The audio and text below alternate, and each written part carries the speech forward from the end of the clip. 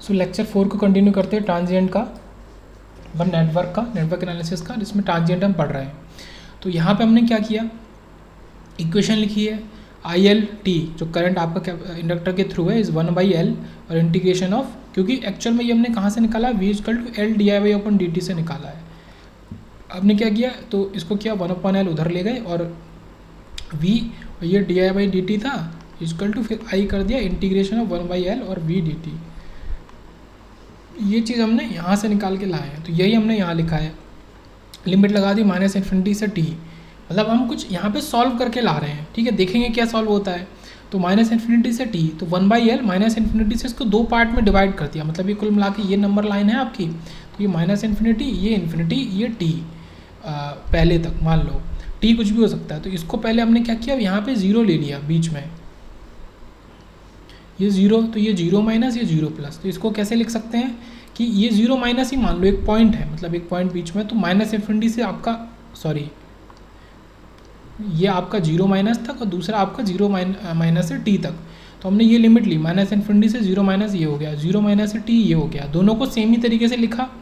अब हमने क्या लिया कि t = 0 प्लस पे अगर देखें तो आपकी करंट में तो कोई चेंज नहीं आएगा, IL 0 प्लस जो होता है, मतलब हमने क्या किया, कुल मिला के t जो ले रहे हैं वो t को हमने 0 प्लस पॉइंट ले लिया।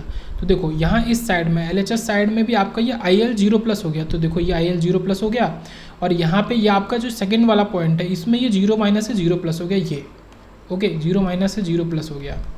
अब 0 माइनस से 0 प्लस हो गया, तो पहला तो क्या है कि ये जो पूरा पॉइंट है आपका ये वाला, पहले स्टिक को हटाते हैं, ये जो पूरा पॉइंट है 1/L -∞ से 0 माइनस V dt, ये असल में करंट की तो इक्वेशन है I = ये देखो I = तो I तो 0 माइनस पे 0 प्लस पे एक जैसी रहेगी, तो ये 0 माइनस पे लिख लेते हैं, प्लस क्या होगा, ये जो 1/L 0 माइनस से 0 प्लस, तो सडन मतलब इतना एकदम से अमाउंट ऑफ वोल्टेज इसमें से नहीं निकल के आएगा। ये क्या है एक्चुअल में, क्या है, ये करंट ही तो है, ये करंट, और ये करंट हमें वैल्यू कितनी दे देगा, 0 दे देगा ये वैल्यू। तो ये जो पूरा ब्रैकेट, ये जो सर्किल लिया है, ये आपका 0 वैल्यू होगा, -0 माइनस से 0 प्लस तक अगर V dt करेंगे इंटीग्रेशन तो आपको 0 देगा। तो कुल मिला के यहाँ से ये लॉजिक निकल के आ रहा है कि आपका IL 0 plus equal to IL 0 minus, और वो लॉजिक वही होता है कि सडन चेंज ऑफ करंट को अलाउ नहीं करता आपका इंडक्टर, ओके। तो ये इक्वेशन से सॉल्व हो क्या आया कि आपका IL 0 plus equal to IL 0 minus है। बट यहाँ पे एक एक्सेप्शन होगा, एक्सेप्शन क्या होगा वो देखते हैं। अगर आप वोल्टेज को ये ले लो ∆t, मतलब कुल मिला के यहाँ पे कुछ भी वोल्टेज है जो एक कांस्टेंट वैल्यू का है, आप उसका इस लिमिट में अगर इंटीग्रेशन करोगे तो वो आपको 0 वैल्यू देगा ही देगा, ओके। इस लिमिट में अगर इंटीग्रेशन करोगे, ये जो पूरा है ये, अगर इस लिमिट में इंटीग्रेशन करोगे तो आपको 0 वैल्यू देगा। बट अगर आप V की जगह ∆t ले लो और आप ∆t का इंटीग्रेशन करो, तो ∆t का इंटीग्रेशन आपको उसका एरिया देता है, और इम्पल्स फंक्शन का एरिया होता है 1, तो यहाँ पे ये 1 दे देगा। तो ये कैसे आ जाएगा, IL 0 प्लस किसके इक्वल आ जाएगा, 1/L के इक्वल आ जाएगा। क्यों, क्योंकि इसमें ये देखो 1 इंटू ये 1 मल्टीप्लाई हो जाएगा 1/L में, तो ये 1/L बच गया केवल। और IL 0 माइनस, आपका 0 माइनस पे तो करंट आपका 0 ही थी, तो ये 0 ही हो गया। तो ये यहाँ से निकल के आया कि IL 0 प्लस इज़ 1/L। अब ये इक्वेशन बहुत इंपॉर्टेंट है, डिफरेंट है, केवल और केवल ये इम्पल्स फंक्शन के लिए वर्क करती है। ये इक्वेशन जो है इम्पल्स फंक्शन के लिए वर्क करती है कि IL 0 प्लस पे एक इंडक्टर के लिए आपके पास कुछ ना कुछ करंट की वैल्यू होगी जो कि 1/L के ही इक्वल होगी, इंडक्टर के रेसिप्रोकल के इक्वल होगी, बट फॉर ओनली आपका इम्पल्स फंक्शन। फिर क्या आता है, फ्रॉम इक्वेशन 2 and 3, ये इक्वेशन 2 है, अभी 3 इक्वेशन में देख लेते हैं। अब हमने क्या किया कि हमने लिखनी चाहिए आपकी एनर्जी की वैल्यू कि WL 0 प्लस क्या होगा, 1/2 LI² होता है, तो IL 0 प्लस। अब IL 0 प्लस अगर हम इसके इम्पल्स फंक्शन के लिए लें तो वो 1/L है, तो ये 1/L कैसे हो गया, 1/L का स्क्वायर इंटू L आपका WL 0 प्लस। और ये भी चीज़ पहले मैं इसको हटा दूँ पूरे, इसको इसका काम नहीं है, ओके। ये भी पूरी चीज़ किसके लिए है, आपका इम्पल्स फंक्शन के लिए है, इम्पल्स वैल्यू के लिए ये पूरा एनर्जी। तो 1/2L के इक्वल आ गया केवल। तो ये इक्वेशन 3 बहुत इंपॉर्टेंट है। तो पहले इक्वेशन 1 से देख लेते हैं कि इक्वेशन 1 से ये कंक्लूड कर सकते हैं कि inductor does not allow instantaneous change of current, ये given input, okay, instantaneous change allow नहीं करता है। बट इक्वेशन 2 and 3 से देखें तो it is concluded that inductor allows instantaneous changes for voltage impulse function, allows करता है, लेकिन केवल और केवल किसके लिए, आपका वोल्टेज इम्पल्स फंक्शन के लिए इंस्टेंटेनियस चेंजेस को अलाउ करता है इंडक्टर। तो यहाँ पे दो बातें आई कि नॉर्मल केस के लिए वो अलाउ नहीं करता, okay, instantaneous changes of current. पर आपका वोल्टेज इम्पल्स फंक्शन अगर आप डालोगे तो अलाउ करेगा, तो वोल्टेज इम्पल्स फंक्शन डालोगे तो करंट आपको मिलेगी 1/L और एनर्जी मिलेगी आपका I think 1/2L। Let me check it. Okay, 1/2L। तो यह आपका करंट और एनर्जी हो गई, ठीक है, वोल्टेज इम्पल्स फंक्शन के लिए ये करंट हो गई और ये आपका एनर्जी हो गई। ओके, तो ये काफ़ी इंपॉर्टेंट कंक्लूजन है। सेम थिंग्स और सेम स्टेप आप लगा लो किसके लिए, कैपेसिटर के लिए, ठीक है, एप्लीकेबल ऑफ फॉर कैपेसिटर्स को मैंने यहाँ सॉल्व नहीं किया, आप सॉल्व कर सकते हो। Okay, but for voltage, but उसमें सारी चीज़ें वोल्टेज वहाँ पे VC0+ होगा और VC0- इस तरीके से होगा सारी चीज़ें। बाई गिवन IT इनपुट को देते हुए अगर हमने इनपुट की जगह current as a impulse function दे दिया, ठीक है, इनपुट करंट जो दे रहे हैं उसमें इम्पल्स फंक्शन दे दिया, तो यहाँ पे भी वही दो कंडीशन आएंगी कि आपका जो वोल्टेज होगा वो 1/C के इक्वल होगा, जैसे वहाँ पे करंट आपका 0+ पे 1/L के इक्वल था, और एनर्जी जो होगी वो 1/2C के इक्वल होगी, जैसे वहाँ पे एनर्जी आपकी 1/2L के इक्वल था। और ये तो आपकी इक्वेशन 2 और 3 हो गई, जैसा कि वहाँ पे भी इक्वेशन 2 और 3 था। ये दोनों इक्वेशन आपकी इम्पल्स फंक्शन के लिए है, ये दोनों इक्वेशन आपकी इम्पल्स फंक्शन के लिए है। बट इक्वेशन अगर 1 को देखें, इक्वेशन 1 की बात करें तो यहाँ पे आपका जो वोल्टेज है 0+ पे और 0- पे वो इक्वल हो जाएगा। तो ये इक्वेशन 1 जब आपने एक नॉर्मल इनपुट दिया है, नॉर्मल इनपुट, तो ये आपका इक्वेशन 1 होगी नॉर्मल इनपुट के लिए। ओके, फिर नेक्स्ट देखते हैं कि फ्रॉम ये फिर वही कंक्लूजन है कि इक्वेशन 1 से ये कंक्लूड कर सकते हैं कि कैपेसिटर डज नॉट अलाउ, और इक्वेशन 2 से ये कंक्लूड कर सकते हैं कि capacitor allows but only for impulse function.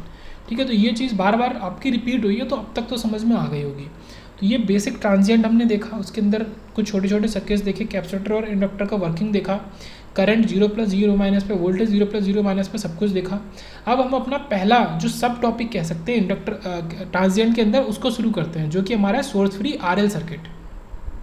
तो देखो RL सर्किट है, एक सोर्स फ्री रहेगा, अभी हम पढ़ेंगे सोर्स वाला विद सोर्स, फिर RC सर्किट पढ़ेंगे, फिर विद सोर्स पढ़ेंगे, फिर RLC सर्किट पढ़ेंगे, फिर हर चीज़ का पैरेलल वर्जन पढ़ेंगे, तो इतना पूरा डिटेल में आपका जाएगा।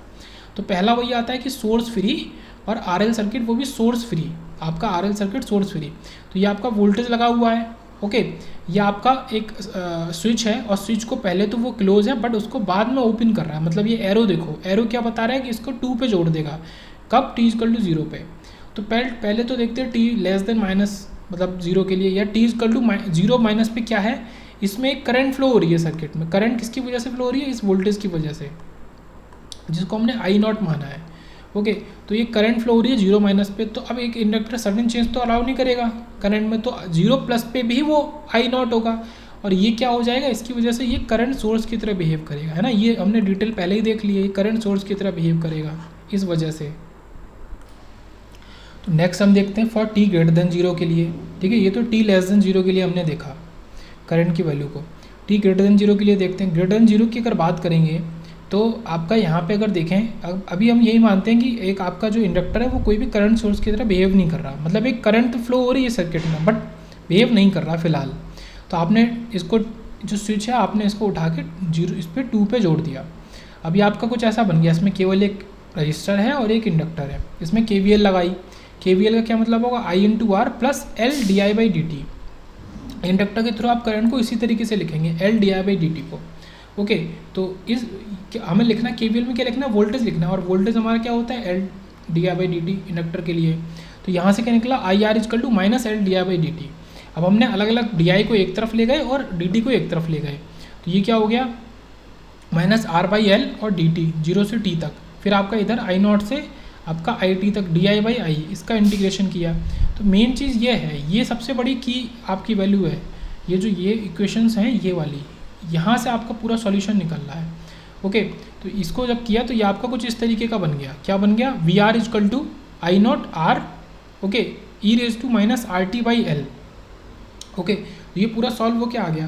तो ये इक्वेशन सबसे ज़्यादा इंपॉर्टेंट है कि I0R, ठीक है, नॉर्मली अगर इसको कंपेयर करें तो कैसा होगा, रजिस्टर के थ्रू वोल्टेज आपका कितना होगा, IR, उसमें हमने अलग से क्या डाला हुआ है वो देखना है। इसमें इसको I0 कर दिया क्योंकि I0 करंट फ्लो हो रही थी, और e⁻RT/L हमने अलग से डाल दिया। इसको अगर और इसको सिंप्लीफाई करें तो ये आपका कैसा हो जाएगा, T/L/R। ये L/R क्या है आपका, ये क्या हो गया, e⁻t/τ, ये टाइम कांस्टेंट है।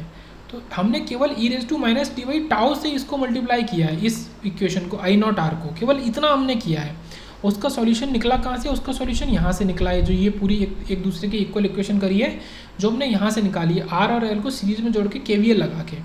ओके, तो वी आर पहले नॉर्मल होता है आई आर, बट अभी किसकी तरह बिहेव करेगा, I not R e⁻ minus R T by L.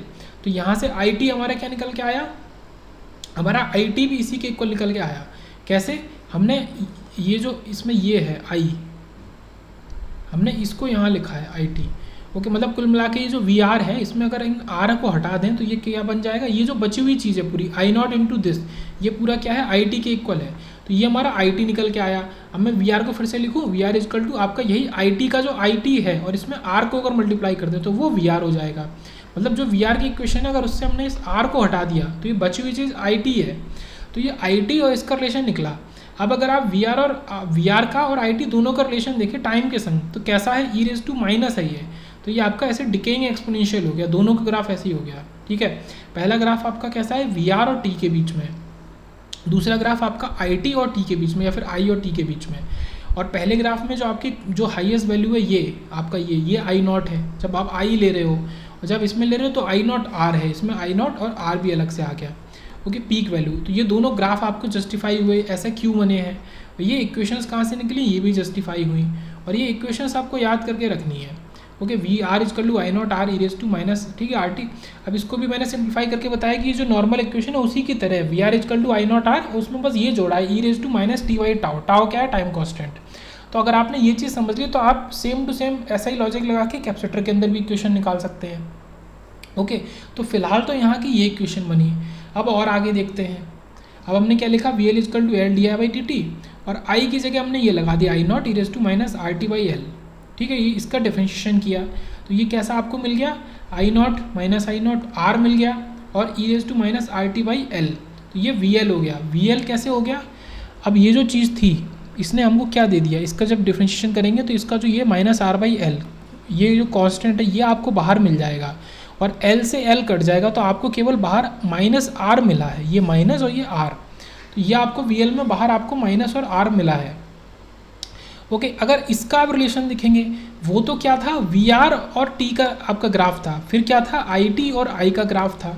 अब ये ग्राफ आपका किसका है, वी एल और टी का ग्राफ है। ठीक है, ये तीन ग्राफ्स हैं, ये 3 अलग अलग ग्राफ्स हैं। ओके, ये दोनों आपके ये आर वाले हो गए और ये एल वाला हो गया, और ये एल वाला ग्राफ कुछ ऐसे बनेगा। यहाँ पे ये डिकेइंग तो है बट ये माइनस साइन भी आ गया, तो ये नीचे इसकी peak value minus I not R होगी, उसके बाद ये डिकेइंग की जगह ऊपर उठने लगेगा, मतलब डिकेइंग ही होगा, जाके जीरो पे जुड़ जाएगा, जीरो एक्सिस में यहाँ जुड़ जाएगा, बट ये माइनस से यहाँ ऐसे उठता हुआ दिखाई देगा आपको। ओके, तो ये ग्राफ आपका इसका हो गया जब वी एल का ग्राफ बनाया है। तो ये आपने तीनों ग्राफ बनाए, टाइम के संग रिलेशन में ग्राफ बनाए, वी आर का, आई टी का, वी एल का, अलग अलग। ओके, अब आप आते हैं क्वेश्चन पे वापस कि ये तो पोजीशन 1 है, जब ये पोजीशन 1 है तब आपका इसमें क्या करंट फ्लो हो रही है और क्या आपका आई करंट फ्लो हो रही है और वी एल इसका वोल्टेज है। तो अगर 0 माइनस पे देखें तो करंट आई नॉट है और 0 प्लस पे भी आई नॉट ही रहेगी। ओके, तो बिफोर टी इजकल टू 0 की अगर बात करें तो टी इजकल टू 0 के पहले, मतलब जब स्विच इससे जुड़ा हुआ था। अब हम क्या करेंगे, पोजीशन 2 स्विच को इससे जोड़ देंगे। तो हमने स्विच को इधर जोड़ दिया तो ये आपका केवल रजिस्टर और इंडक्टर आ गया, पोजीशन 2। अब यहाँ पे एक चीज़ समझने की है बहुत ज़रूरी, वो क्या है, हम इसको यहाँ पे एज अ करंट सोर्स फिलहाल दिखा नहीं रहे, ये करंट सोर्स है, ये टी इजकल टू 0 प्लस पे करंट सोर्स की तरह काम करेगा, क्योंकि आपका वोल्टेज सोर्स तो है नहीं कोई, करंट आ कहाँ से रही है, तो ये खुद एक करंट सोर्स की तरह काम करेगा। तो आप यहाँ पे ये समझो, ये बहुत इंपॉर्टेंट पॉइंट है कि जब आप करंट को इसके अंदर भेज रहे थे ऐसे, तो इसके थ्रू जो वोल्टेज था उसकी पोलरिटी कुछ ऐसी थी, वी एल प्लस ऊपर था माइनस नीचे था। ठीक है, ये तो सही है, ये तो जस्टिफाइड है, इसमें कोई दिक्कत नहीं, समझ में आ रहा है कि जब आप रजिस्टर के थ्रू भी बनाएंगे तो भी कुछ ऐसे ही बनेगा, माइनस प्लस प्लस माइनस। अब आपने इसमें करंट भेजी और इसकी पोलरिटी ऐसी दिखाई, बट सेकंड केस में जब ये खुद एज अ सोर्स बिहेव करेगा, करंट सोर्स बिहेव करेगा, तो अब इसके करंट कहाँ से निकलेगी, इससे बाहर इधर निकल रही है। अब क्योंकि करंट की पोलरिटी जहाँ से बाहर निकलती है तो सोर्स की पोलरिटी वहाँ पॉजिटिव होती है ना। जैसे ये आपका अगर बैटरी है तो बैटरी का प्लस है तो प्लस से ही करंट बाहर निकलेगी हमेशा, कभी माइनस से बाहर नहीं निकलेगी, माइनस से उसके अंदर जाएगी। ओके, तो प्लस से बाहर निकलेगी, तो जब प्लस से बाहर निकल रही है तो करंट जहाँ से बाहर निकल रही है तो उसको प्लस पोलरिटी लोगे और ये माइनस। तो यहाँ पे अगर आप गौर से देखो तो पोलरिटी में चेंज आ रहा है, क्यों? क्योंकि पहले वो एज अ एलिमेंट काम कर रहा था जो एब्जॉर्व कर रहा है पावर को, एक इंडक्टर एब्जॉर्व कर रहा है। अब एक इंडक्टर एज ए एलिमेंट काम कर रहा है जो कि डिलीवर कर रहा है पावर को, करंट को डिलीवर कर रहा है रजिस्टर को। तो इसकी वजह से पोलरिटी में चेंज आया। तो ये बहुत इंपॉर्टेंट पॉइंट था कि पोलरिटी गेट रिवर्स्ड। ओके, तो when the switch is transferred from position 1 to 2, okay, inductor current direction does not change but the voltage across the, inductor की करंट डायरेक्शन तो बदलेगी नहीं। इंडक्टर में पहले भी करंट ऊपर से नीचे ऐसे जा रही थी, अब भी ऐसे जा रही है, बट अब क्योंकि ये सोर्स की तरह काम कर रहा है तो करंट इसमें जैसे जा रही है तो वहाँ पे पोलरिटी का आपका प्लस साइन आएगा। तो इसकी वजह से पोलरिटी आपकी चेंज हो गई इंडक्टर के थ्रू। ये आपका केस 1 है, ये केस 2 है। इसमें आपका 1 से जुड़ा हुआ है ऊपर वाले में, नीचे वाले में 2 से जुड़ा हुआ है स्विच आपका। ओके, अब बात करते हैं आरएल सर्किट की विद सोर्स के। तो विद सोर्स के आरएल सर्किट आपका कैसे काम करेगा, अब हमें ये देखना है। तो विद सोर्स मतलब पहले कुछ भी नहीं है कनेक्शन, और आपने स्विच को क्लोज करके कनेक्शन ऑन कर दिया इसके संग। तो अब इसमें सोर्स जुड़ गया, तो इसमें क्या देखते हैं कि केवीएल लगाएंगे। केवीएल का क्या मतलब है कि एक तो V इक्वल टू IR, ठीक है, IR इसकी वजह से इसका वोल्टेज IR हो जाएगा और इसका वोल्टेज LdI/dt हो जाएगा, इसका IR हो जाएगा। तो ये तीनों वोल्टेज हमने एक साथ लिख दिए। अब हमने क्या किया कि हम इसको एक फर्स्ट ऑर्डर का डिफरेंशियल इक्वेशन बनाना चाहते हैं सॉल्यूशन के लिए। ओके, इसका सॉल्यूशन ऐसे ही निकलेगा, एक फर्स्ट ऑर्डर का डिफरेंशियल इक्वेशन। तो फर्स्ट ऑर्डर का डिफरेंशियल इक्वेशन बनाने के लिए जो DI/dt है इसको आपको इसका कोफिशिएंट 1 करना पड़ेगा। तो हम पूरी इक्वेशन को दोनों तरफ L से डिवाइड कर देते हैं। तो ये DI/dt आ गया, इधर R/L आ गया और इधर V/L आ गया। अब इसको हम कैसे करेंगे, इसको IT इक्वेशन यहाँ से निकालेंगे। तो इसमें IT किसके इक्वल हो जाएगा, CF कॉम्प्लीमेंट्री फंक्शन और PI पर्टिकुलर इंटीग्रल के। तो ये डिफरेंशियल इक्वेशन का कॉन्सेप्ट है। तो CF आपका कॉम्प्लीमेंट्री फंक्शन किसके इक्वल है, सोर्स फ्री रेस्पॉन्स के इक्वल होता है। जब आपका कोई भी सोर्स नहीं होता तो जो रेस्पॉन्स होता है वो आपका कॉम्प्लीमेंट्री फंक्शन होता है, या फिर बोले तो नेचुरल और ट्रांजिएंट रेस्पॉन्स, जब आपका कोई सोर्स नहीं है। और ये क्या होता है, पर्टिकुलर इंटीग्रल आपका स्टेडी स्टेट रेस्पॉन्स होता है, या फिर फाइनल वैल्यू रेस्पॉन्स, या फिर फोर्स्ड रेस्पॉन्स होता है। ओके, फोर्स रेस्पॉन्स, जब आपने एक सोर्स लगा दिया है तो आप उस एलिमेंट, जैसे एलिमेंट इंडक्टर है, इसके थ्रू आप क्या रेस्पॉन्स ले रहे हो। तो ये फोर्स रेस्पॉन्स है, जो ये PI है ये फोर्स रेस्पॉन्स है, और ये आपका सोर्स फ्री रेस्पॉन्स है CF। तो अब ये जो इक्वेशन हमने निकाली, इस इक्वेशन को सॉल्व करके इसका PI CF निकालेंगे। तो ये जो इक्वेशन है, अगर इसका CF निकालना है, इसको 0 के इक्वल रख देंगे। तो DI/dt plus R/LI equal to V/L को हटा देंगे, उसको 0 कर देंगे। ओके, क्योंकि कोई सोर्स नहीं है। CF क्या होता है, विदाउट सोर्स CF, और PI क्या है, विद सोर्स। ओके, तो अभी देखते हैं। तो विदाउट सोर्स जब देखेंगे तो इसको सॉल्व करेंगे, तो ये आपको IT दे देगा A आपका कांस्टेंट इंटू e⁻RT/L। तो ये जो e⁻RT/L आया, यही पहले भी आया था आपका। ओके, तो यहाँ से RT और आपका PI क्या निकलेगा, पर्टिकुलर इंटीग्रल। अगर सोर्स आपका विद सोर्स तो है, बट सोर्स DC है, तो DC सोर्स के लिए आपका इंडक्टर कैसे बिहेव करता है, as a short circuit behave करता है। अब ये inductor as a short circuit behave करेगा तो आपके इसमें क्या बचा, केवल वोल्टेज सोर्स बचा और एक रजिस्टर बचा, और आपका ये शॉर्ट सर्किट हो गया। तो इसके थ्रू अगर आप निकालेंगे करंट की वैल्यू, ये R है, ये V है, तो करंट क्या आ गई, सीधे से V/R आ गई। तो ये V/R आ गई, तो एक ये और एक ये, इनको प्लस कर देंगे तो ये आपको दे देगा IT CF प्लस PI। तो इधर हो गया A e⁻RT/L, इधर V/R। ओके, अब हम इस A की वैल्यू निकालेंगे। अब यहाँ पे पहले कंडीशन देखते हैं कि अगर 0- पे कोई करंट नहीं थी, ओके, क्योंकि हमने स्विच तो बाद में लगाया है, तो 0+ पे भी कोई करंट नहीं होगी, क्योंकि inductor does not allow sudden change of current. तो यहाँ पे क्या होगा कि जब ऐसा है तो IT हम जस्ट 0 पे देख रहे हैं या 0+ मूवमेंट पे देख रहे हैं, तो 0 हो जाएगा। तो यहाँ पे A + V/R। ओके, मतलब यहाँ पे क्या है कि जो टर्म आपका टाइम पे डिपेंड कर रहा है उसको 0 कर दो, पहली बात।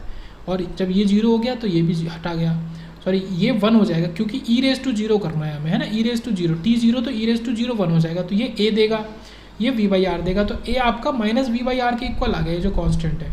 ओके, ये सॉल्व हो क्या आ गया। अब ये जब इतना आ गया तो इसी A को हम ये भी लिख सकते हैं I0+। क्यों I0+, आपको पहले से पता है I0+ इक्वल टू 0 है, और V/R क्या है, I∞ है। I∞ क्या है, स्टेडी स्टेट है, और स्टेडी स्टेट पे ही तो हमने ये कंडीशन निकाली है। स्टेडी स्टेट पे ही आपका इंडक्टर एक शॉर्ट सर्किट की तरह काम कर रहा है ना, और आपका करंट जो है वो V/R है। तो इसको हम कैसे लिख सकते हैं, A इज I0+ और I∞। तो I0+ माइनस I∞ के इक्वल है आपका A। ओके, क्यों, क्योंकि ये यहाँ लिखा है I∞ क्या है, V/R। ये तो हमने समझ लिया ऐसा क्यों है। अब हम क्या करेंगे, सब्स्टिट्यूट करेंगे A की वैल्यू को वापस। तो ए की वैल्यू यहाँ सब्स्टिट्यूट करेंगे तो ये क्या हो जाएगा, I T equal to minus V by R और E raise to minus R T upon L plus V by R. तो जब इसको हम और फर्दर सॉल्व करेंगे तो इसको कैसे लिखेंगे, इसको लिख देंगे माइनस ऑफ आई इन्फिनिटी और इसमें ये मल्टीप्लाई हो जाएगा, और इसको लिख देंगे आई इन्फिनिटी। ये तो अभी दो टर्म समझ में आए, बट ये कहाँ से आया, आई जीरो प्लस, ये यहाँ से आया कि आई जीरो प्लस, क्योंकि है तो ज़ीरो ही, तो इसको आप ऐड भी कर सकते हो और हटा भी सकते हो, कोई दिक्कत नहीं है। तो ये कुछ इक्वेशन ऐसी ऐसी बन के आ गई। ओके, तो यहाँ से जनरल इक्वेशन निकली आपकी। ये जनरल इक्वेशन लगा के ही हम ट्रांजिएंट के क्वेश्चंस को सॉल्व करेंगे बहुत ज़्यादा। जनरल इक्वेशन क्या कहती है कि फंक्शन ऑफ टी आपका आई ऑफ टी भी हो सकता है और वी ऑफ टी भी हो सकता है। ये इंडक्टर के केस में होगा, ये कैपेसिटर के केस में होगा। Okay, equal to F of zero plus minus F of zero minus, और इन दोनों में E raise to minus T by T आपका मल्टीप्लाई होगा, प्लस इसमें एफ ऑफ इन्फिनिटी हम अलग से जोड़ेंगे। तो एक सिर्फ एफ ऑफ इन्फिनिटी अलग से जोड़ेंगे और एक E raise to minus T by T में आप इन दोनों को, इनके सम को एफ ऑफ इन्फिनिटी और इसको आप मल्टीप्लाई करेंगे। ये जनरल इक्वेशन है, इसको पॉज करके देख लेंगे अच्छे से। ओके, फिर आगे बढ़ते हैं। तो यहाँ पे यही बात हो रही है, जैसा बताया मैंने कि एफ टी आपका दोनों हो सकता है। तो एफ ऑफ जीरो प्लस आपका आई ऑफ जीरो प्लस भी हो सकता है और वी ऑफ जीरो प्लस भी हो सकता है। एफ ऑफ इन्फिनिटी आपका आई इन्फिनिटी भी हो सकता है, वी इन्फिनिटी भी हो सकता है। जो जिस केस में जो लेना है आप वो ले सकते हैं। इंडक्टर के लिए ये आपका आई जीरो प्लस और आई इन्फिनिटी होगा, ये चीज़ मैंने यहाँ क्लियर कर दी। और कैपेसिटर के लिए आपका ये वी जीरो प्लस और वी इन्फिनिटी होगा। और टाइम कांस्टेंट आपका एल बाई आर हो सकता है या तो आर सी हो सकता है। ये सब चीज़ें हम पहले ही देख चुके हैं। ओके, तो ये जनरल इक्वेशन बहुत ज़्यादा इंपॉर्टेंट है। और ये वाली जो इक्वेशन है जहाँ पे 3 स्टार लगाएं, ये इक्वेशन आपकी इंडक्टर वाले केस में है, ठीक है, इंडक्टर वाले केस में है। और जो इक्वेशन 1 की बात कर रही है, हो रही है ये वाली, तो ये आपका केंट कह रहे हैं कि ये आप अप्लाई नहीं कर सकते आरएलसी सर्किट में। ये जनरल इक्वेशन आपने निकाली है एफ टी इजकल टू ये वाली, ऐसा क्यों है, आरएलसी सर्किट वो भी सेकेंड ऑर्डर टाइप का सर्किट, वहाँ पे ये जो फंक्शन में E raise to minus two T आ जाता है। ओके, यहाँ पे क्या है कि सोर्स की वैल्यू आपका टाइम के संग चेंज हो रही है E raise to minus two T की वजह से। ये तो यहाँ पे ये सोर्स की इक्वेशन कुछ ऐसी आ जाती है। ओके, यहाँ पे सोर्स की वैल्यू, जो सोर्स आप ले रहे हैं उसकी वैल्यू टाइम के संग चेंज हो रही है, तो वहाँ पे ये इक्वेशन वैलिड नहीं होगी। और यहाँ पे ऐसा नहीं है, सोर्स की वैल्यू टाइम के संग चेंज नहीं हो रही है। ओके, तो ये पूरा सब कंक्लूजन आपका निकला ट्रांजिएंट के अंदर। ओके, ये काफ़ी इंपॉर्टेंट था, ये जनरल इक्वेशन काफ़ी इंपॉर्टेंट है। फिर किसके लिए क्या लेते हैं, इंडक्टर के लिए क्या लेते हैं, कैपेसिटर के लिए क्या लेते हैं, किसका टाइम कांस्टेंट क्या है, कहाँ पे अप्लाई नहीं कर सकते हैं, ये सारी बातें। उसके बाद in network have more number of energy storage element, response can be easily obtain by using Laplace. तो अगर more number of energy storing element होंगे, मतलब एक से ज़्यादा, ठीक है, या फिर जैसे आपका एल और सी एक साथ हो गए, तो वहाँ पे आपको आसानी पड़ेगी लाप्लास से सॉल्व करने पर। जहाँ पे केवल एक एलिमेंट है, या तो इंडक्टर है या तो कैपेसिटर है, वहाँ पे आप इस जनरल इक्वेशन को लगा के सॉल्व कर सकते हैं। या फिर ऐसा कोई केस है जैसा अभी ऊपर देखा था, सेकेंड ऑर्डर का RLC system E raise to minus two T का अगर सोर्स है, ऐसे वाले केस में तो भी आप लाप्लास का यूज़ करें, हैं, या ये टाइम डिपेंडेंट सोर्स है जैसा कि ये है, तो आप लाप्लास का यूज़ करें, वो आपका आसानी से सॉल्व करा देगा। तो लाप्लास को हम लेक्चर 18 में पढ़ेंगे। अभी लेक्चर 14 चल रहा है और पार्ट ए, और अभी 14B है, 15 है, 16 है और 17 है। तो अभी इतने पूरा ट्रांजिएंट अभी लाप्लास के पहले आप आ रहेगा। उसके बाद यहाँ इक्वेशन अगर देखें, आई टी क्या हो जाएगा, V by R. Okay, 1 minus E raise to minus R T by L, कुछ इस तरीके से आ जाएगा। वी बाई आर क्या है आपका, ये करंट ही है, ठीक है। वी बाई आर आपका नॉर्मल जो करंट है, या बोले तो आई नॉट है वी बाई आर, तो आई नॉट इंटू दिस। तो यह आपका यहाँ आई और अब टी के बीच में अगर बनाएंगे ग्राफ तो वो कुछ ऐसा बनेगा, यही ये इंक्रीजिंग टाइप का हो गया और इसकी peak value V by R हो गई। अब इंक्रीजिंग टाइप का क्यों हुआ वो समझो। अब ये ई रेज टू माइनस है, इसकी वजह से ये डिकेइंग होना चाहिए, बट ये टर्म आ कहाँ रहा है, ये 1 के संग माइनस में आ रहा है। कुल मिला के ये minus E raise to minus का टर्म है। ओके, अब ये minus E raise to minus की वजह से, 2 माइनस की वजह से ये डिकेइंग नहीं होके ये आपका ग्रोइंग हो जाएगा। तो ये ग्राफ इस वजह से कुछ ऐसा आएगा आपका। ओके, उसके बाद लास्ट 1-2 चीज़ और देखते हैं, फिर इस क्वेश्चन से शुरू करेंगे लेक्चर 14B में। इसको माना है लेक्चर 14B। ओके, यहाँ से ये क्वेश्चन शुरू हो जाएंगे ट्रांजिएंट के प्रैक्टिस के। अब 1-2 चीज़ें और हैं। अगर वी आर आपका क्या है, वोल्टेज रजिस्टर में आई आर है, और ये हमने आई टी का भी इक्वेशन निकाली थी, अभी वी आर की निकाल रहे हैं। V R is equal to I R क्या हो गया, V into 1 minus E raise to minus R T by L. तो यहाँ पे भी क्योंकि माइनस है और अगेन माइनस है, इस वजह से ये आपका ये ग्रोइंग आपका बन जाएगा ग्राफ ऐसा। और इसकी वी आर और टी के बीच में रिलेशन निकाल रहे हैं ग्राफ, और ये जो वी आपका ये पीक वैल्यू होगी इसकी वोल्टेज। ओके, वी एल का निकालेंगे अगर, तो वी एल का कैसे निकलेगा, V L is L D I by D T. अब यहाँ पे आई रख दिया, ओके, तो ये आई रख दिया, आई की जगह पूरी इक्वेशन रख दी जो आपकी थी। तो इसका पूरा का आपको इंटीग्रेशन करना है और डिफ्रेंशिएशन करना है, सॉरी। तो डिफ्रेंशिएशन करके ये क्या आ गया, बाहर तो वी आ गया और ये आर बाई एल आएगा, एल से एल कट जाएगा, ये सॉल्व हो के पूरा आर से आर कट जाएगा, ये आपका ये वी बचेगा और आपका ये केवल ये बचेगा। तो v into E raise to minus R T by L. अब ये डिकेइंग होगा वी एल का graph with respect to time. अब ये कैसा होगा, ये डिकेइंग होगा क्योंकि वी एल डिपेंड कर रहा है ई रेज टू माइनस पे, ठीक है, E raise to minus something, उसमें कुछ भी वैल्यू हो सकती है, ई रेज टू माइनस पे। तो ये ग्राफ आपका जो होगा ये डिकेइंग ग्राफ होगा समय के संग, पीक वैल्यू इसकी v होगी। तो ये अलग अलग ग्राफ बनाए, वी आर का बनाया टाइम के संग, वी एल का बनाया टाइम के संग, और आई टी का बनाया टाइम के संग। ये अलग अलग ग्राफ हो गए, इनको एक बार देख लेंगे, ठीक है। ये ग्राफ ये दोनों हैं और ये ग्राफ ये वाला है, ओके। तो यहाँ पे लेक्चर 14 एक एंड करते हैं। 14B में अब हम सीधे क्वेश्चन शुरू करेंगे ट्रांजिएंट के।